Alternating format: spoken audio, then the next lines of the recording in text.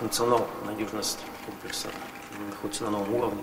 Казанский авиационный завод сейчас выполняет гособоронзаказ. В сопровождении Рустама Минниханова Владимир Путин осмотрел 4 модернизированных Ту-160М. Стратегический ракетоносец Ту-160 является самым крупным и самым мощным в истории военной авиации сверхзвуковым самолетом, а также самолетом с изменяемой геометрией крыла. Официально на этих белых машинах было поставлено 46 мировых рекордов. Это наши знаменитые белые лебеди. Без посадки могут пролететь 25 часов. Если внешний вид остался неизменным, то начинка после модернизации обновлена на 90%. Ну и по характеристикам мы, собственно, выходим на большую дальность, большую боевую нагрузку. До 50 лет увеличиваем срок службы. Владимир Путин осмотрел самолеты и изнутри познакомился с возможностями машин, лично сев за штурвал. Как рассказали президенту, в этой версии Ту-160М новый двигатель, а также бортовое, радио и навигационное оборудование.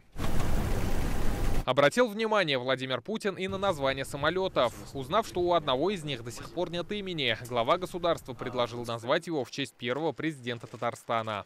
Назовем его Мертимир Шамиль. Есть Этот новый человек, который много сделал. Ракетоносец этот назовем именем Мертимира Шамиля. Ну, это заслуживает спасибо. Да. Это человек, который много сделал не только для страны,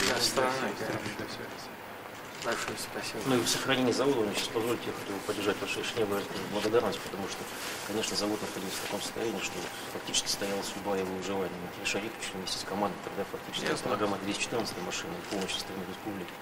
Если в каком-то смысле, так сказать, дал вторую жизнь. Спасибо вам большое за это решение, мы обязательно его реализуем.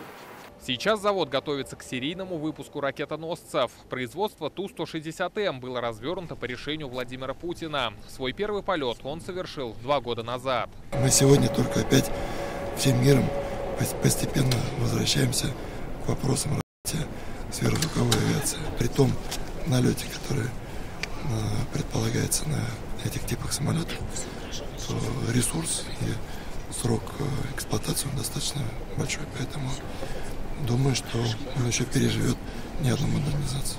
В планах нарастить и выпуск пассажирских Ту-214. Согласно графику, завод должен перейти на производство 20 гражданских самолетов к 2026 году. Как отметил глава Ростеха Сергей Чемезов в интервью Татар-Информу, предприятие справляется с гособоронзаказом. Гособоронзаказ выполнен полностью за прошлый год. Уже начали выполнять уже этот год. Поэтому у нас никаких сбоев по гособоронзаказу нет.